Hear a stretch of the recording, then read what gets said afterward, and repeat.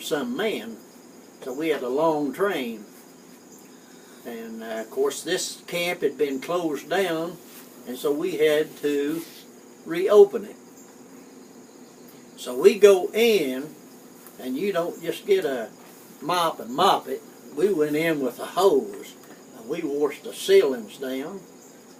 We washed the floors down. It was solid wood floors and everything. And we washed everything down and used that old soap, lye soap, I guess it was, and had them brushes, and we brushed. I mean, we got that thing spotless. And of course, you know, you always have an inspector to come in, and he's got white gloves on, so he takes and wipes right down through there. Sees, if he sees any, keep at it. So, but anyway, it took us about 3 days to get that in order. And then in 3 days, while we were signing jobs, and we had to go to the hospital, and everybody had to be checked out and everything like that. And so you strip off your clothes and everything. Now they're taking in like a company at a time or something like that, one right after another. And so there's 4 companies in a outfit. So. But anyway, here all of us is going down through there. We're all naked, just got paper shoes on. Well, we're talking, having fun. All of a sudden, I see a sign that said bathroom. Boy, I was about to pee bad. So I said, hey, I've got to go in here.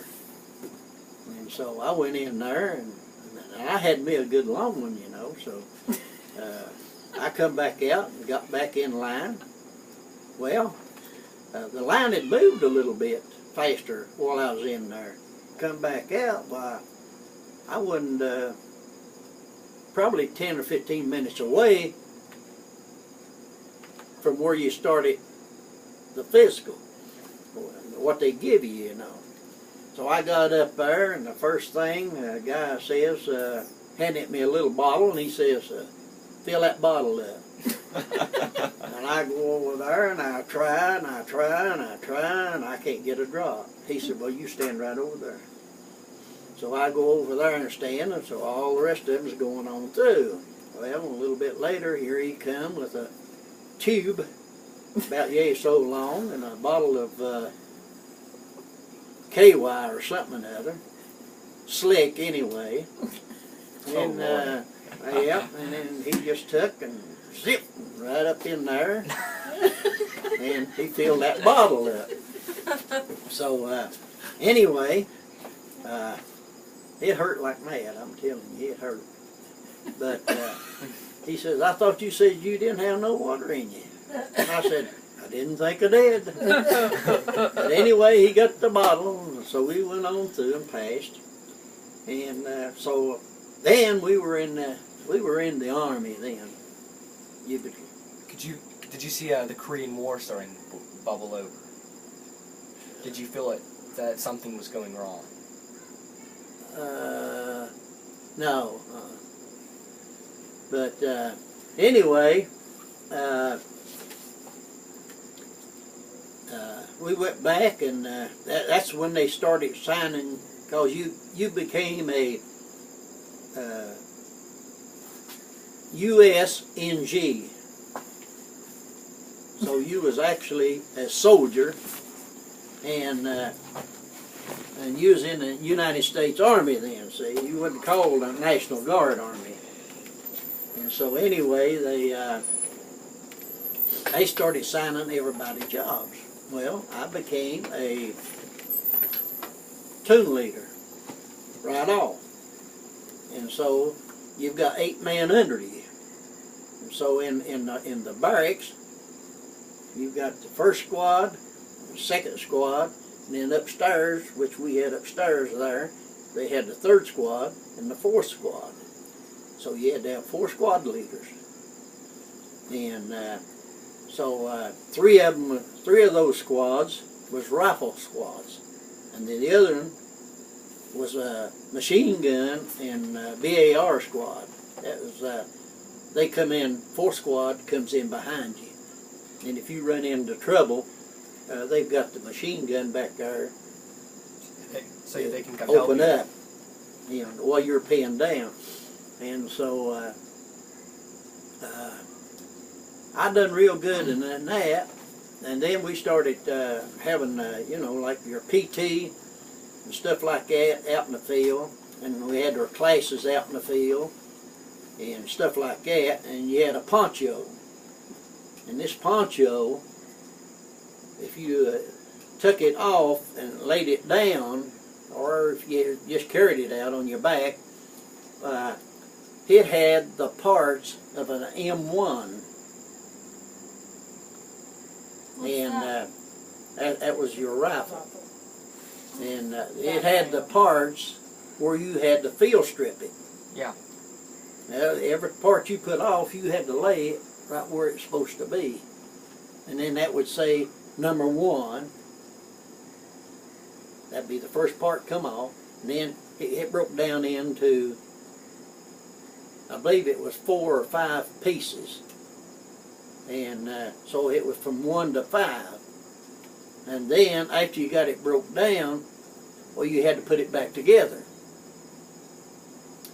But the first time we done it, all our weapons had this where they store them.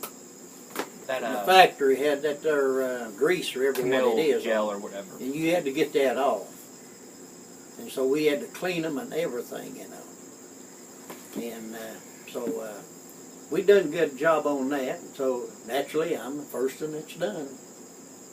And so Captain come over and he checked my weapon. And you know, you come to attention, hold the rifle up, you know, he grabs it out of your hand. And if he don't catch it, it'll hit the ground. But anyway, we cleaned all the weapons and everything, put them back together. Well, about 2 weeks, he says, I want you to give PT this morning. I said, what?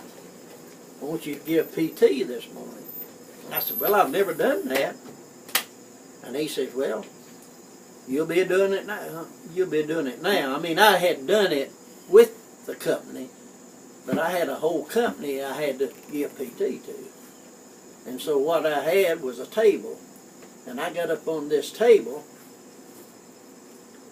and then we'd have PT, you know, jumping back and forth, all kinds of things, you know, to give you exercise, you know. And I'm calling this out, which I had a big phone or speaker thing, you know.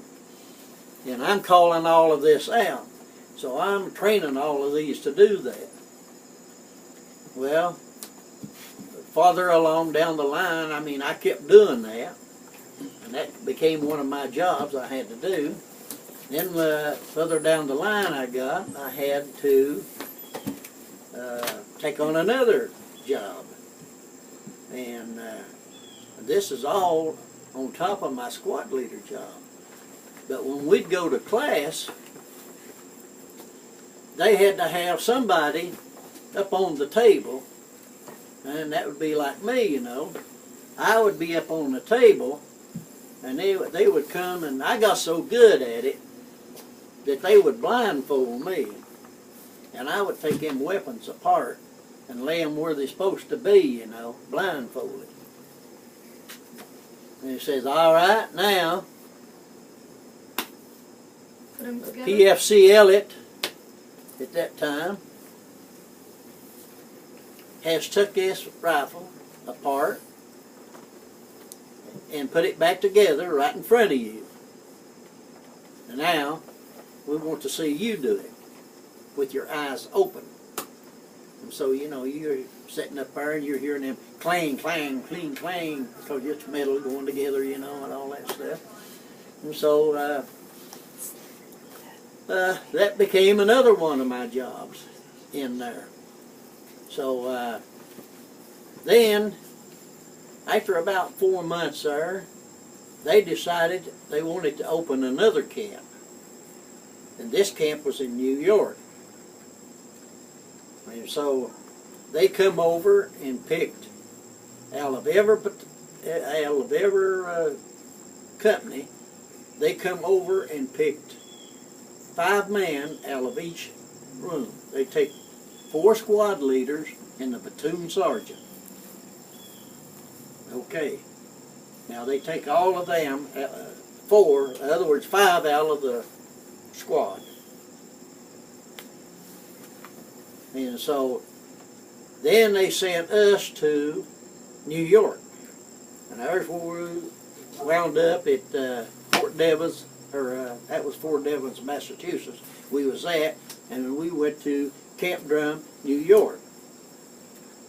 And this camp had been closed down for years, from the World War I, something like that. It had been closed down. And so we went there, and here we had to do the same thing. Of course, we don't have as many men now. We just got, actually, you got 5 men to clean the barracks, the whole barracks.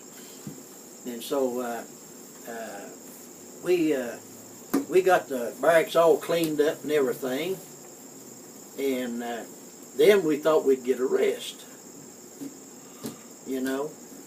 But they took us out just like we had a full company. They drilled us. We done the marches. We done everything. And we had, you know, like 10, we had one march, it was 10 miles that we had to march out. And that's with the pack and your rifle and all. And so then we started filling up. And finally we had a full company. And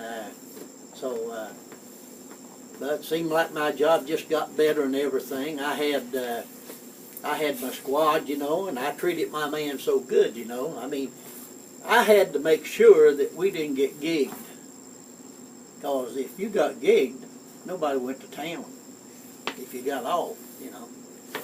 So I'd go down through and I'd check for dirt and dust and all of that. And I'd open their foot locker and see if they had everything in place. And if they didn't, I made sure they did.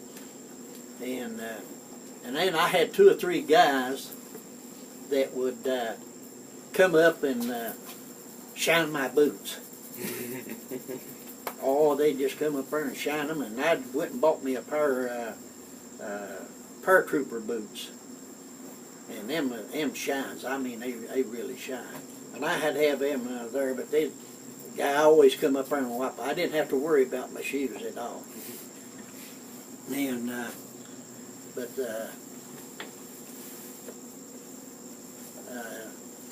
as far as job there, the main job there was to train people. And what we had done, we had moved from a warmer climate, like we moved from Tennessee to Massachusetts to New York. So we're moving in the climates. All right. And this is getting you ready for overseas, you know, and everything like that.